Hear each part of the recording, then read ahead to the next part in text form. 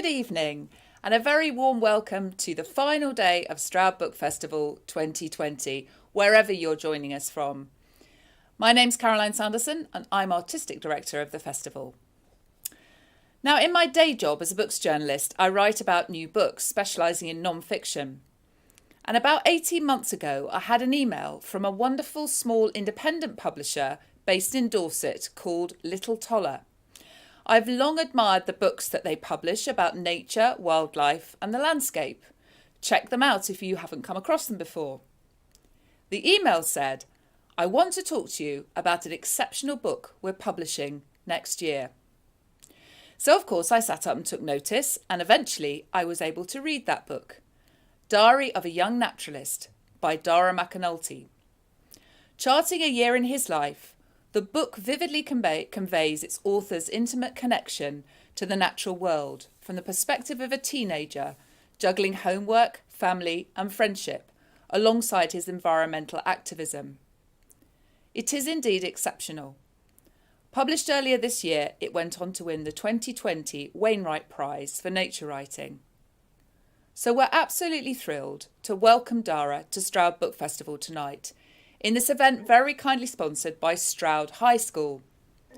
And I'm delighted to say that doing most of the interviewing with me, chipping in occasionally, is Ellen Cormack, an ex-student from Stroud High School, now studying international development at Sussex University.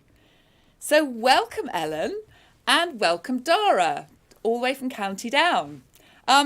Before we start, I just want to remind everybody that we'd love to take your questions, so please do type them into the chat function on the YouTube channel, and we will take some of them later. So over to you, Ellen. Okay, great, thank you. So first of all, Dara, could you tell us a little bit about how you found your love for nature, how it began, and how it's evolved as you've grown up? Okay. Sorry, my dog's like Rosie. She's like making lots and lots of noise in the background here. She's trying to eat a fly, I think. I see her. Is she all right? Do you need to let her out? Yeah, we're just gonna let her out. Oh no, okay, she doesn't want out. Does she? Oh, now she does. Okay.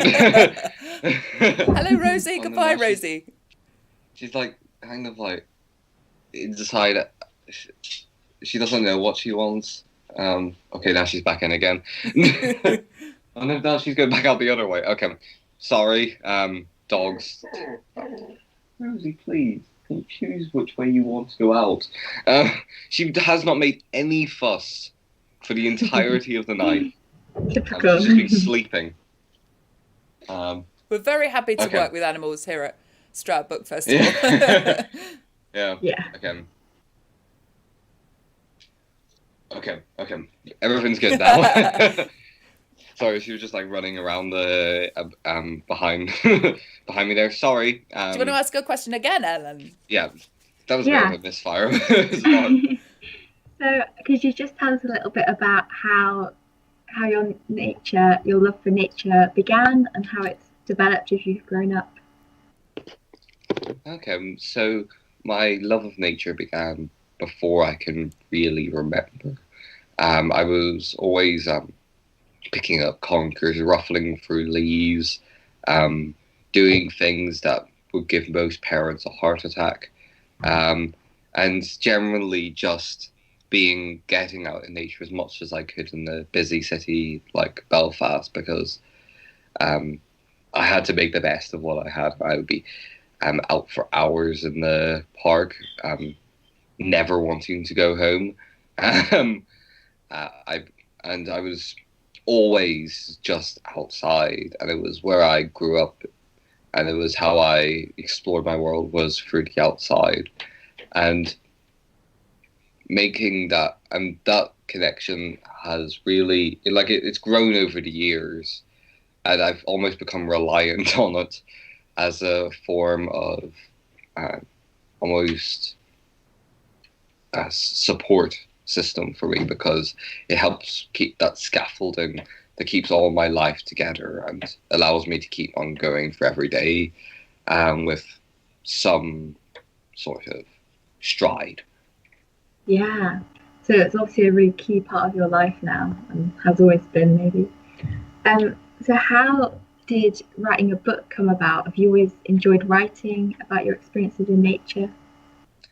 So for me, writing has always been an output device because I really struggled speaking to people. Like 10 years ago, when I was 5, we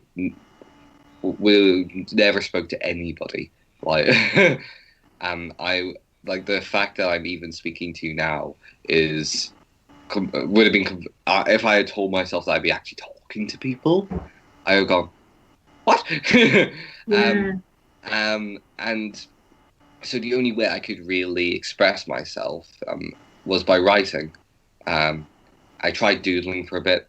I was rubbish at it, so I stuck with writing, and it was that way of because I feel like a human is almost like a bubble, and we need some way of getting that energy that we're building up inside of us from all the things that we observe out and forward. And some people do that by chatting about it or talking about it, but I did it by writing. And so it's always been really, really important to me. The book came about, it was quite interesting. I've been writing a blog since I was 12, and I'm still not entirely sure how it happened, but I started writing a blog series called Diary of a Young Naturalist. Um, yeah, that is the name of the book. I'm rubbish with names, so when I get one, I kind of stick with it. It's a great name. Yeah, and I so I was writing these blogs, and then I was like, and I got onto somehow I started talking about it with Little Taller, about doing a guest blog for their site, and then somehow the topic of a book emerged from that, and it was like going to be like a small book, like of just a couple of blogs, compiled into a little book, like to give out to a few people, be kind of cool thing. Yeah. And then I just kept writing and writing, and then I think by the end of writing spring, I was like, oh, I'm writing a book.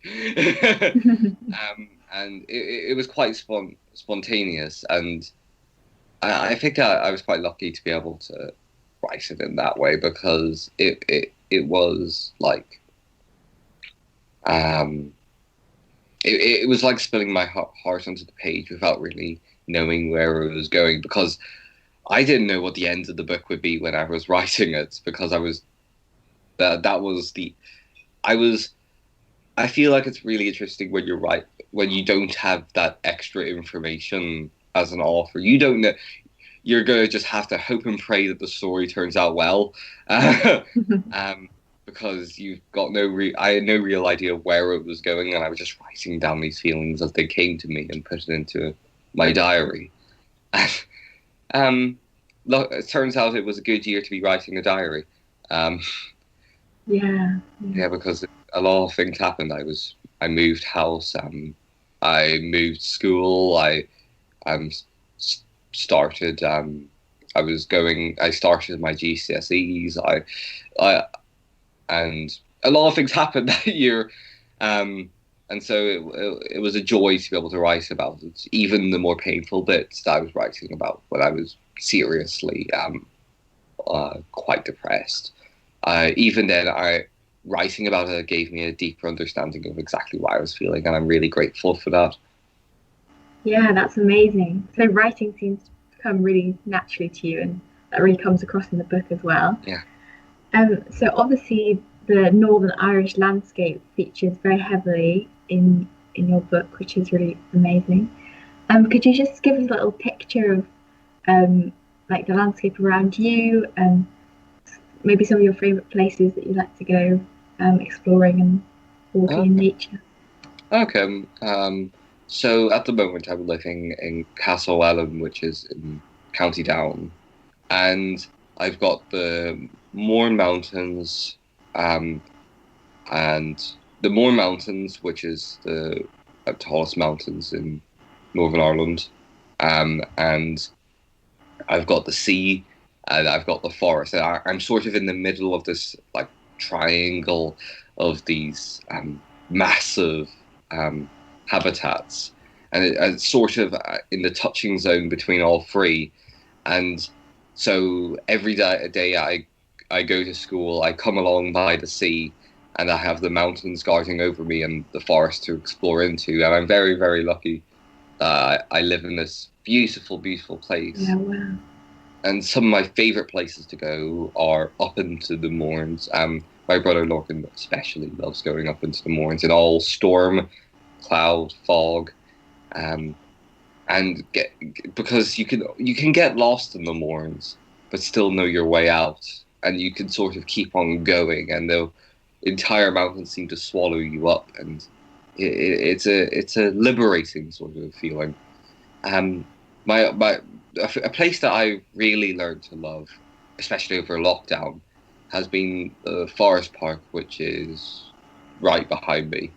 And that's because it was the one place that I could go. So now I know nearly every single inch of that place, because every single day I was out, disappearing trying to disappear away from the quite stressful, chaotic world, strange world that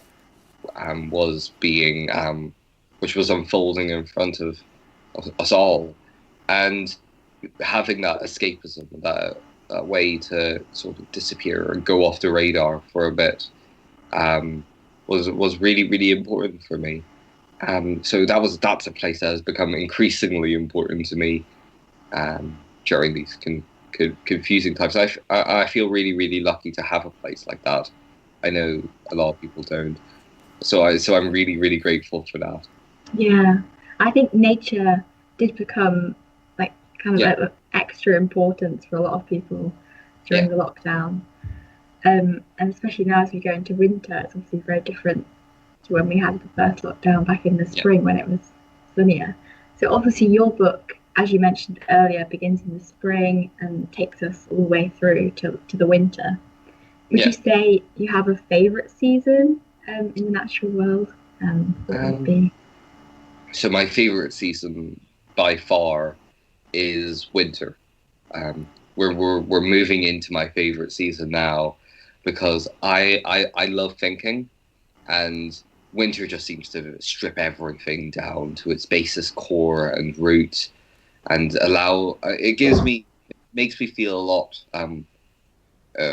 more free of thought, because I don't really like heat that much. I much prefer the cold to heat, and winter for me has the more, because I'm obsessed with mythology, and winter always feels a bit more mystical to me. It's the season where everything is stripped bare, and everything, you can see everything, but yet there's all this energy that seems to be charged in the air during winter. And I think the other reason is that all of the other seasons for me, like in the book, it's evident. In spring, stress is building. I'm being bullied in school. I'm not in a good way. Summer is awful. In the book, I'm really not good. Autumn, I'm getting better at this, getting better. And in winter, I'm like, a massive deep sigh of relief. Yeah. Of just walking about and giving my mind the freedom to go explore those little corners of thought independently, without having all of these background fuzz almost blasting constantly into my brain. And so winter would be my favourite season. Yeah. Dara, why don't you at this point, would you mind reading from the book for us? I think that would be wonderful at this point.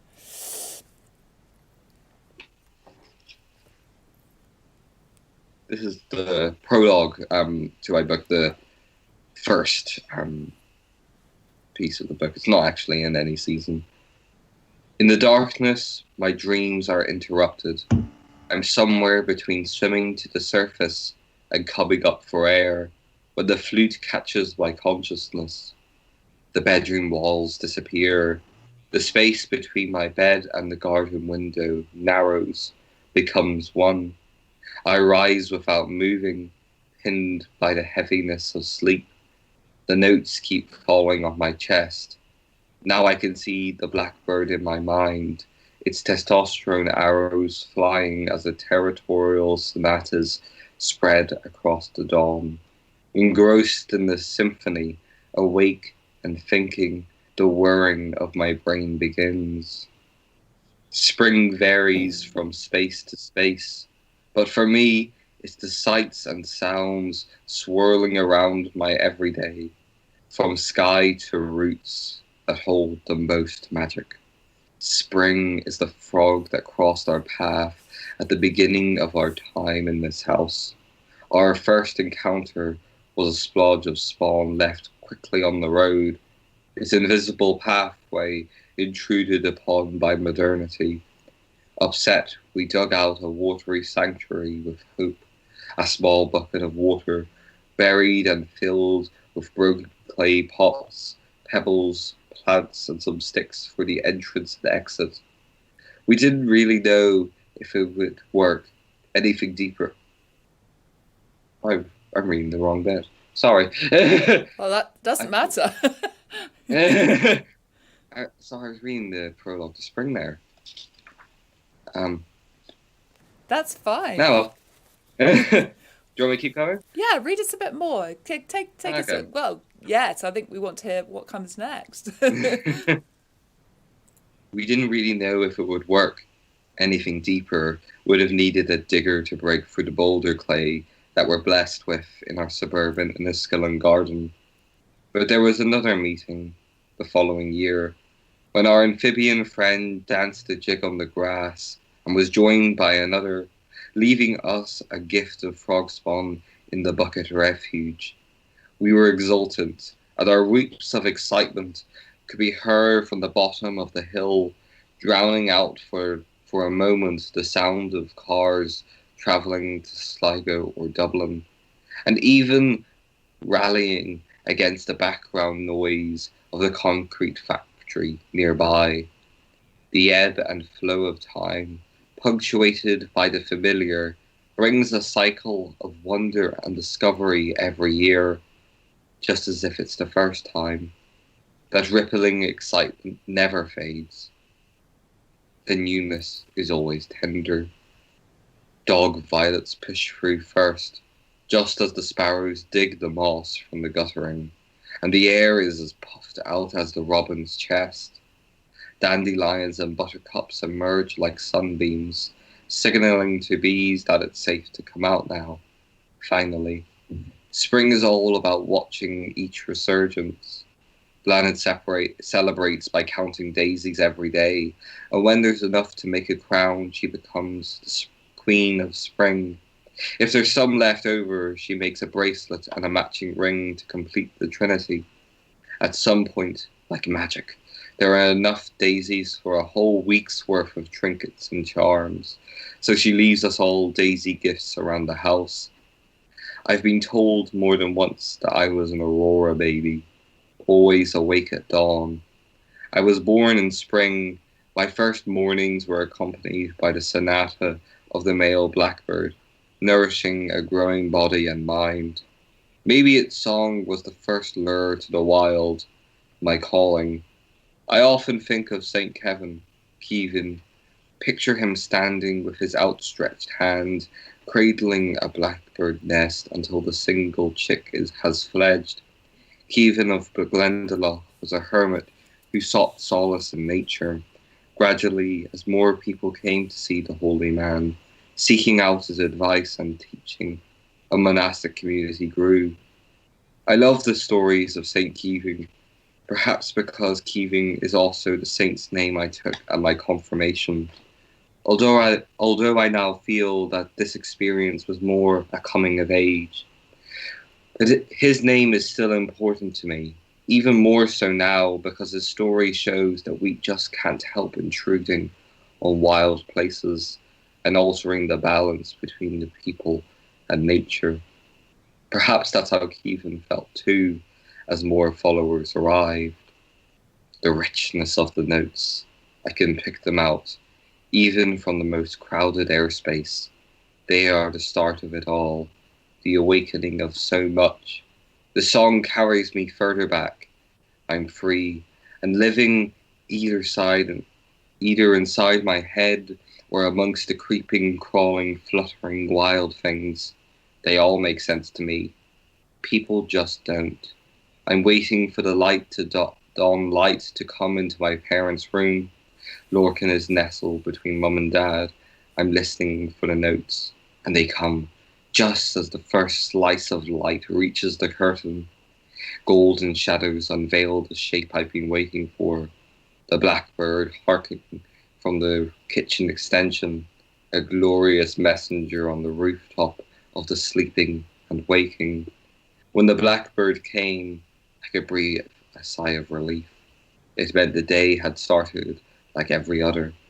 There was a symmetry, clockwork, and each morning I'd listen and touch the shadows, not wanting to open the curtains and wake everyone up. I never wanted to destroy the moment. I couldn't invite the rest of the world in with its hustle and bustle, its noise, its confusion, so I listened and watched the tiny movements of beak and body, the straight lines of the telephone wires, the 30-second interval between verses, and it goes on for a good while longer, so I think I'll stop there. Oh, that was.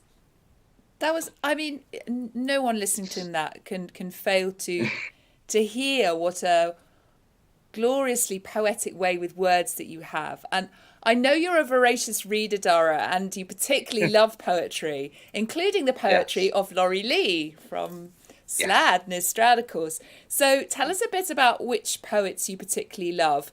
And I think I might have a slight clue because I saw you tweeting about on the new US president-elect's love of Seamus Heaney earlier. Yes, Seamus Heaney is by far my favourite poet. And that's for many, many reasons. One, I absolutely love his poetry. It's the sort of writing that brings you out and through and then in.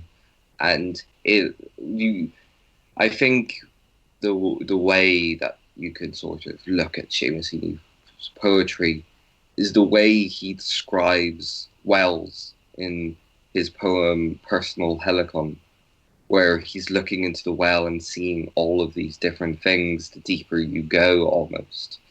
And the deeper you go into a Seamus Heaney poem, you just can keep on going, digging further and further in. And you keep on unearthing these little connections, these little sparks of genius. You can see these little indications of how everything links up, and you could just keep on going. And it seems like no matter how far you go, you could just keep on unearthing these little secrets, these artifacts that almost require excavation to arrive at. And I just find that enthralling, that a poem is such a short amount of words to describe something in. It's concentrated. And he manages to say what some people take a book to do in a few lines. And he's telling a story that he's telling the story through all of these different layers and making it just as in depth as you could possibly imagine. And that all of that thought just sort of transcends off the page, and it makes you think about it. You don't just read a Seamus Heaney poem and once you've finished it, you go, that's nice, and then you move on. You think about it, it stays in your head. And that is why he's one of my favourite poets, because I do like thinking about poems.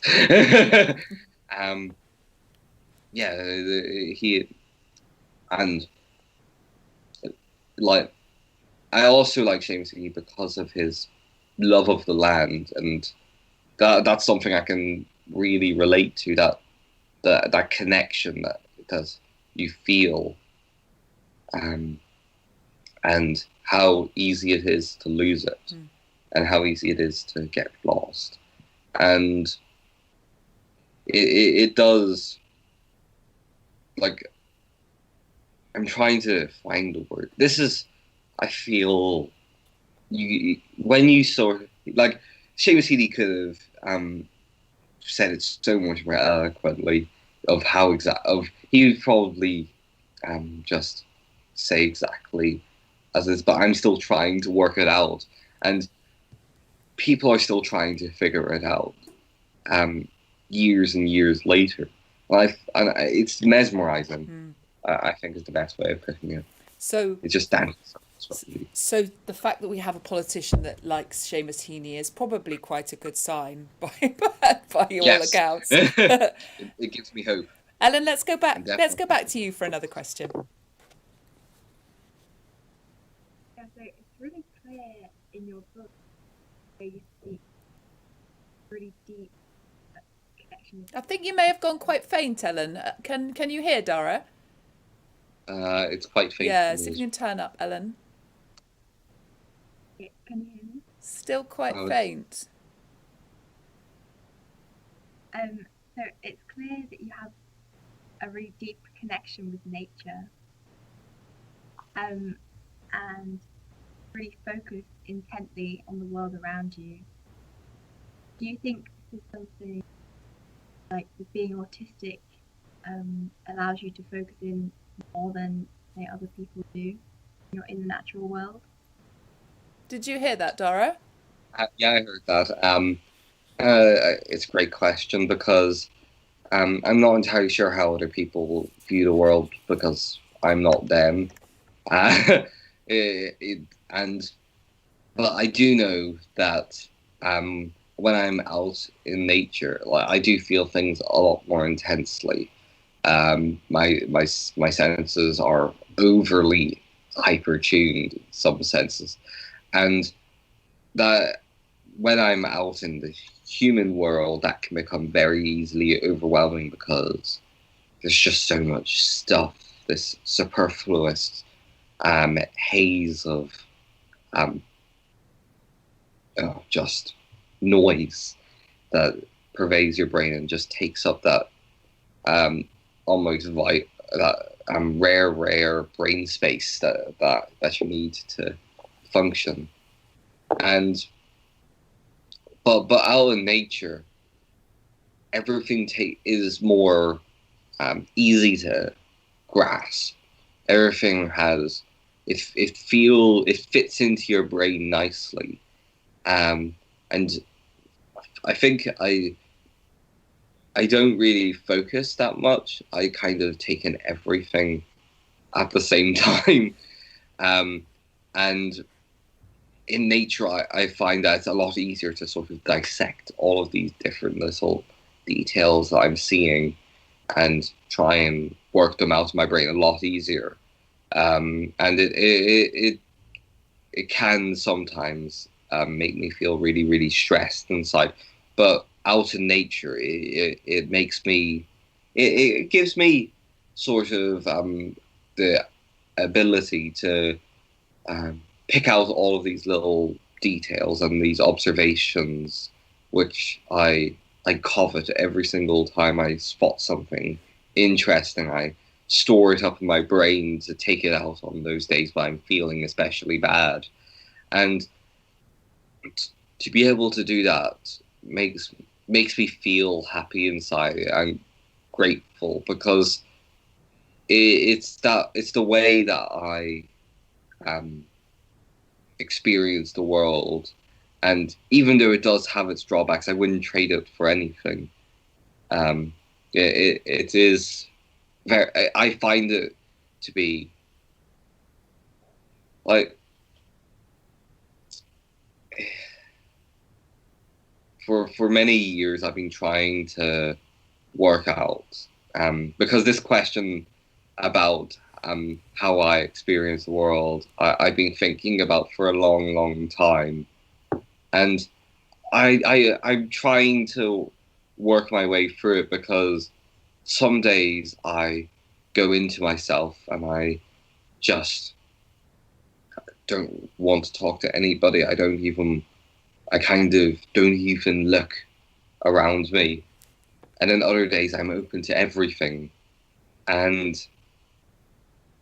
I think that I do get overloaded very, very easily. But when I'm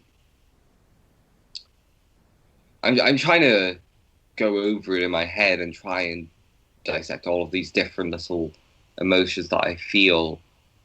And I do think that being autistic does change my perception of the world. And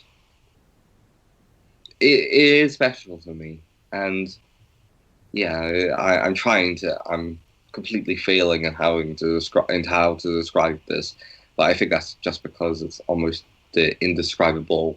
It is the thought process that I am trying to think about the way that I'm thinking, how that everything works inside me, and I don't think I know enough about myself yet to really go in deep. It may take many, many more years of searching to find the truth to that question. Well, I think you articulate it very well, and I think you articulate it wonderfully well in the book as well, because I certainly took that away. You know, I got some sense of what you're talking about.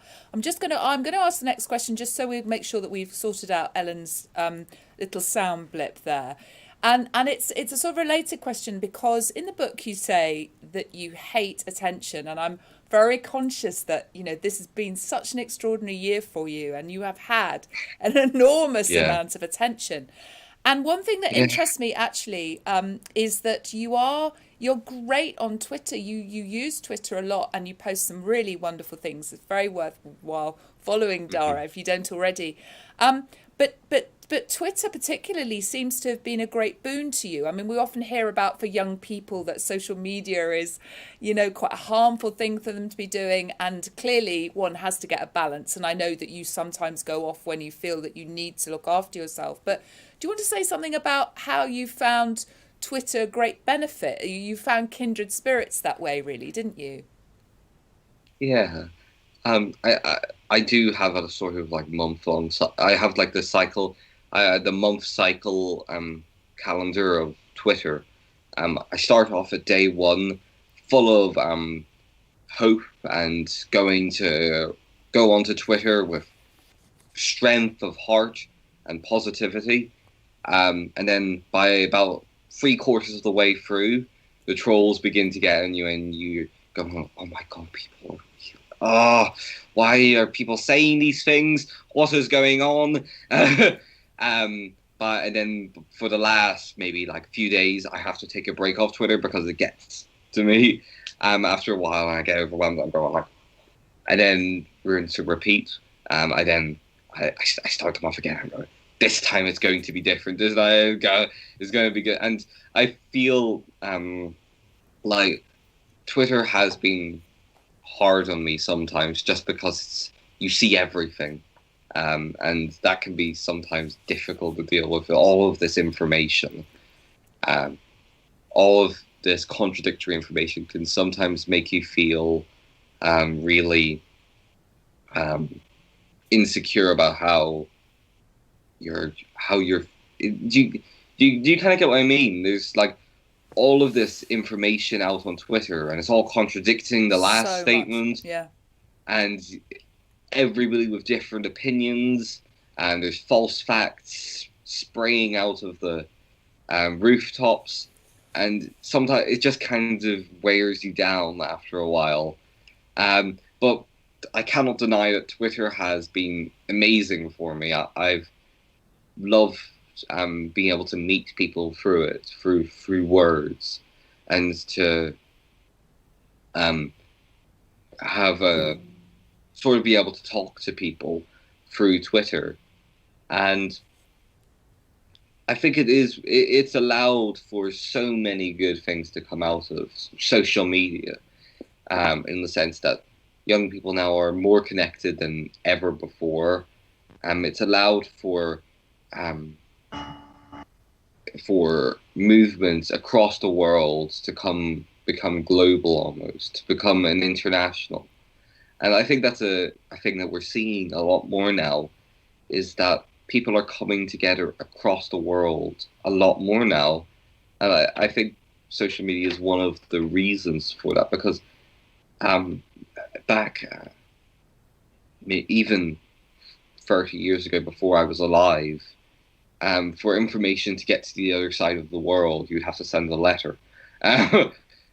And that takes time, and you can only send a letter to someone who you know their address. And so you're severely limited in the amount of people you could talk to. And now you can connect with people across the globe. And it's interesting to see all of this unfold.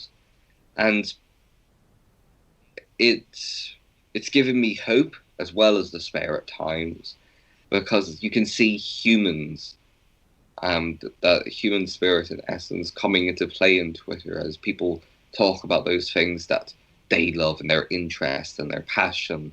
And that could be really almost heartwarming in a sense, that humans coming together over the things that they love. And I think that's the best side of Twitter, is people talking about all these things that they care about and meeting people who think like you do or like-minded people. And that is just one of the most amazing things about social media. And even though sometimes it can really just beat you down, I do think it is. I do think it's a good thing. That's really interesting. And actually, that's a great time to hopefully we can bring Ellen back in, because I mean, that really chimes with what I know about you, Ellen, which is that you're part of something called Earth Protector Communities. And I think it might be a great point to talk about young people's activism and how you do join up. Oh, I think we haven't got sound from you, Ellen. What a shame. Shall we give another? Let's see if we can just sort that out. I know one thing Ellen wanted to ask Dara while we're trying to sort that is she was very keen to know what tips you would give for those who want to start to get more involved with nature and the outdoors. So that's very much a young person's question from Ellen in terms of what you might do, because you wrote your blog, didn't you? Yeah. And it's quite a broad thing, and I do think the first thing that anybody can do is just to go outside. Is great for your mental health. It saved me basically, just getting outside, and also just noticing the world around you, those little details. I think that opening your eyes to this almost hidden world within the leaves, it gives you that, because once you see it, it's just, you get that desire to want to protect it, and that urge, that drive. And I think that, and then once you go out into nature, you find the way that you love expressing that. I do think that you kind of stumble across it naturally, of what do you want to do after you've been in nature.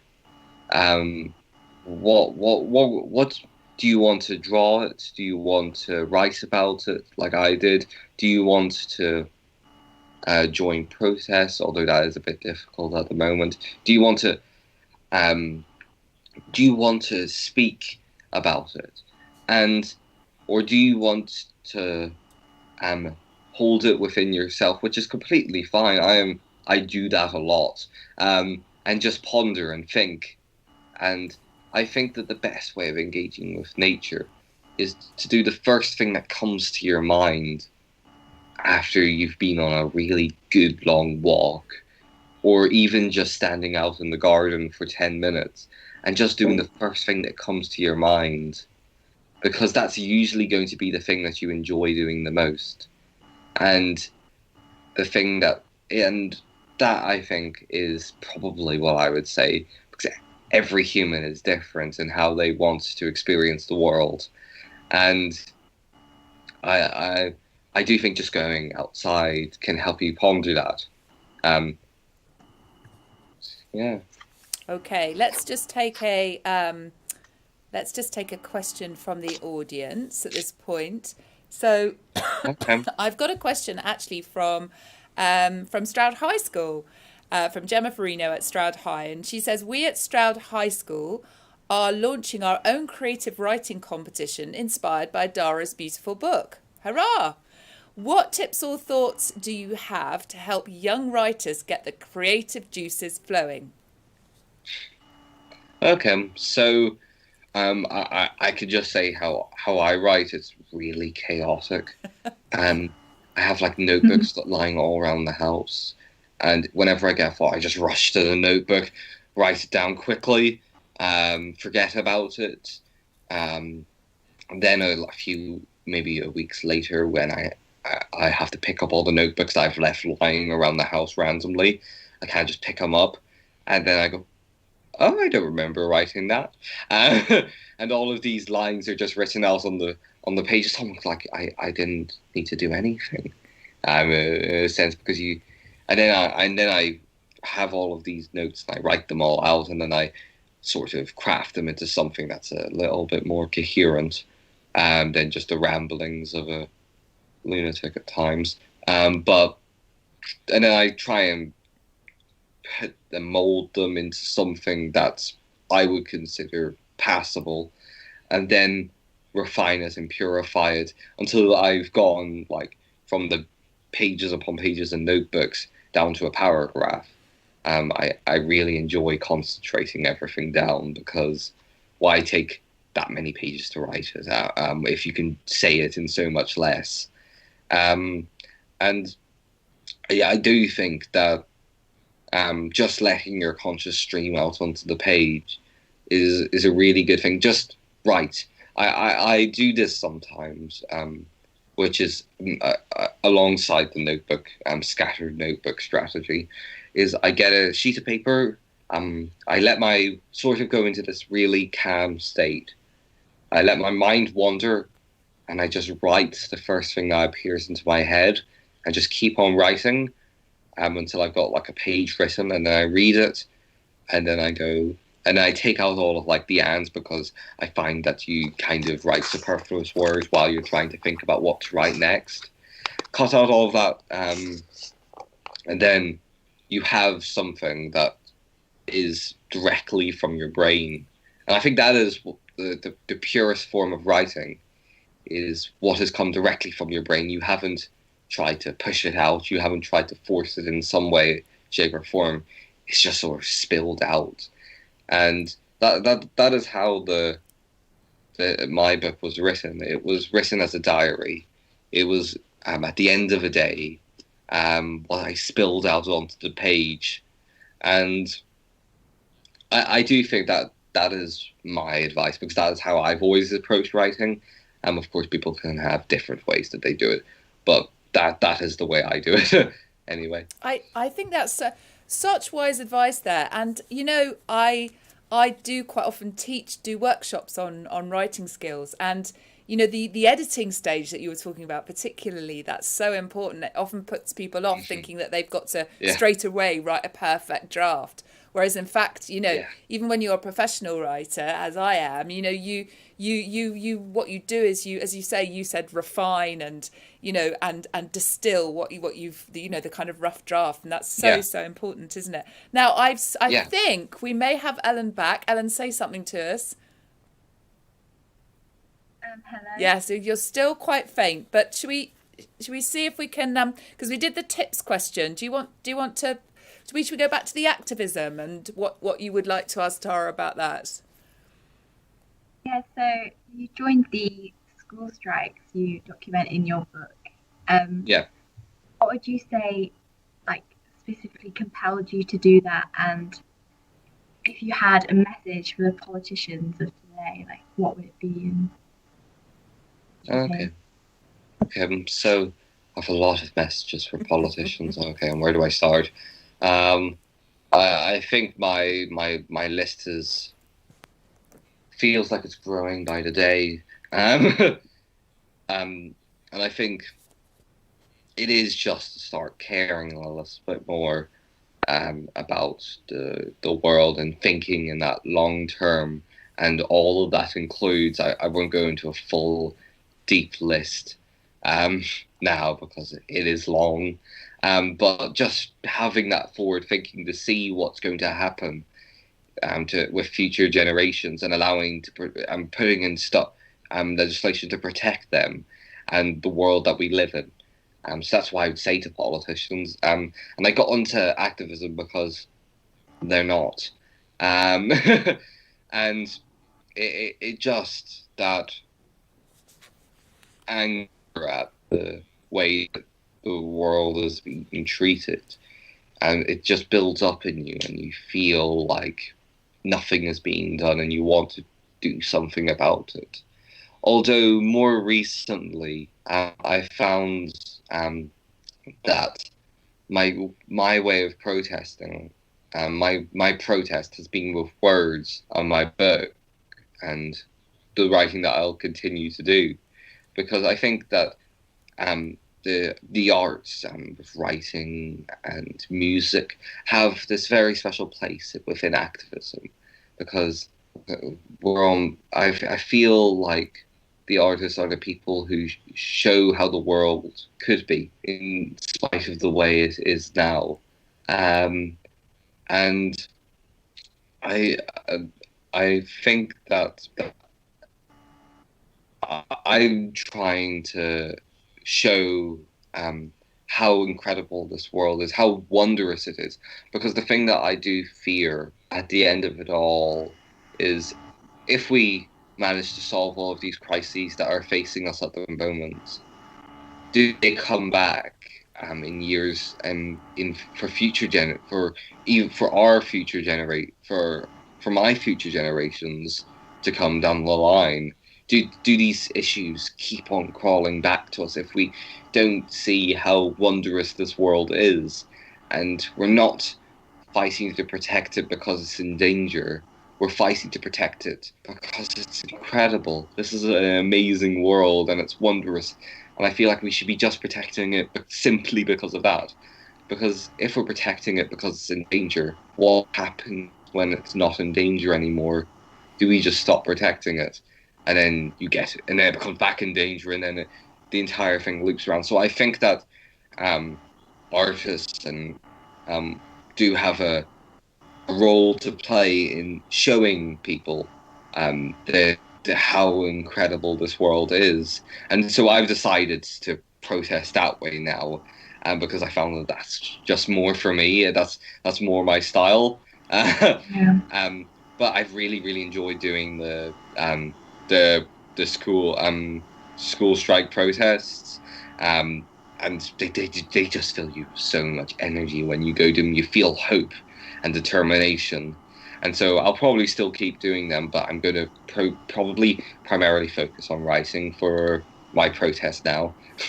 Yeah, I think it can feel really overwhelming, Yeah. especially at our age, like hearing all the depressing facts and figures about the environment and the scale of the issue. So I think it's really important to find your own way to direct that energy into positive change. So it's really good. Is part of that for you with the degree you've decided to do, Ellen, and your studies?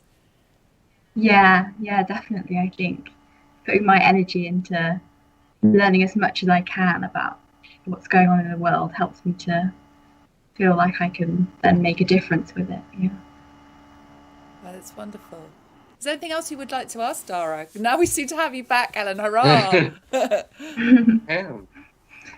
I guess so. You're now studying A levels at sixth form, right? Yeah. And so, what are your plans after that? Both, I guess, for you, and what are your plans and hopes for the future of everyone else in the world and the planet? Big question. you see, I'm really indecisive. So what I want to do is changing on a day-to-day basis. Sometimes I want to go into zoology, ornithology, botany, psychology, mycology. I'm somewhere in biology. I'm kind of set. That's about as narrowed down as I've got at this point. Is something in biology, and then I'm sort of like, okay then, but I'd like to do all of biology if that's okay. Can I just study all of biology and hope for but I will have to specialize at some point, which is annoying and sad. But well, it is what it is. And yeah, it's I'm not really sure. I know I'm going to continue doing writing. I'm going to keep on writing because that is what I enjoy doing.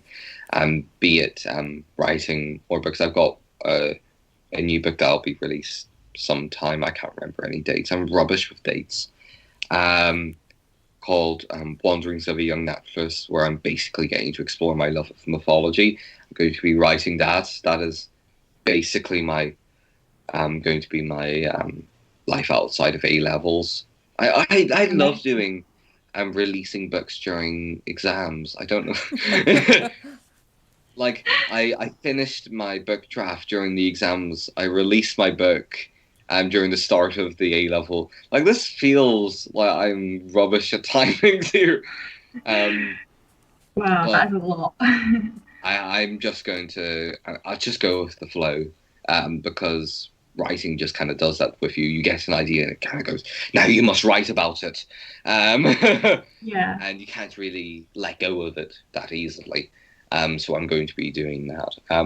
And I hope to be writing more in the future. Maybe it'll turn more academic as I grow older, but I do intend to continue writing. Cool. Do you have one more question, Ellen? I think you had one about Dara's ambitions for the book, really, because we hope that now everybody who hasn't read it is going to go away and read it straight away. Yeah, so for everyone who's read it or is going to read it, what would you most like people to take away as the message from your writing? I think the foremost thing about my book that I think is the core message. Some people may take completely different things from it, and if they're taking something completely different from the book than I intended, then I believe I've succeeded. But I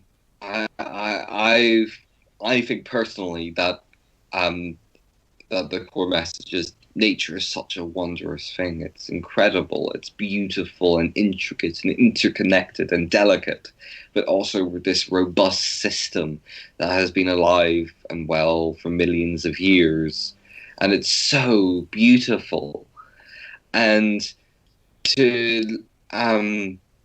I hope that people take away how important it is as well for not just us, but for the entire human species, and also all of those humans that are yet to come, and how important nature is, and that it's important for our mental health, because that is a big theme in the book, is mental health, or the lack of it for me, and showing how much of a life support system nature can be, both literally for all of us, but also for us in a mental health state. And I hope people take that away from the book and just go outside and experience it and see the world through the sun and see it's shining and glimmering, or go out to the place and see in the fog and see with the fog. I've always found with fog. Sorry, I'm going off on a tangent of fog. I go off on tangents about fog a lot. That's great. Fog is the one thing that obscures your vision so much, but it's the one that you can just look into the most, I found. Just look into the fog and see nothing, but still see everything. And so, sorry, there's my fog tangent done. I love fog, can you tell? No, I'm sure lots of people, after reading your book, will be inspired to go outside. I know I wanted to as soon as I was reading in my bedroom. I thought I was actually in isolation, and I was like, oh, I wish I could just go outside. I had to deal with I had to deal with looking at the tree outside longingly. But yeah, Oh, it's Ellen, really we've beautiful. made it even more tantalising for you as well. My daughter's in at university in kind of lockdown as well, so I fully sympathise with what you're dealing with.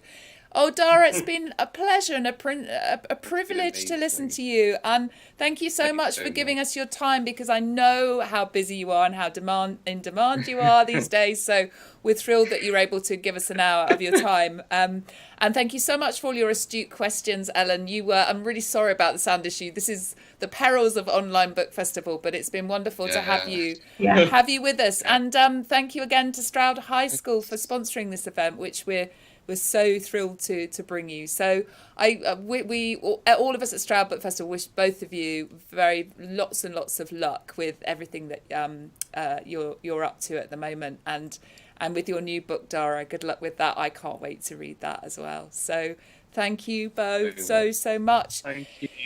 yeah. Thank you You're both. welcome. And a reminder that you can buy Diary of a Young Naturalist, Dara's book, and you really should buy it from our festival booksellers at Stroud Bookshop, stroudbookshop.com.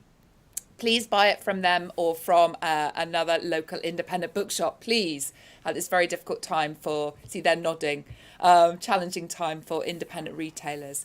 And if you'd enjoyed this event and you'd like to support Stroud Book Festival, perhaps by donating the price of a ticket that you might have bought for today's events, details of how to do this are on our website, stroudbookfestival.org.uk.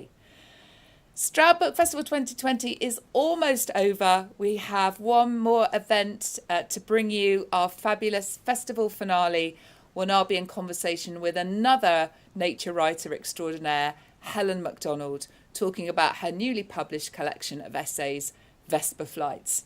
See you soon.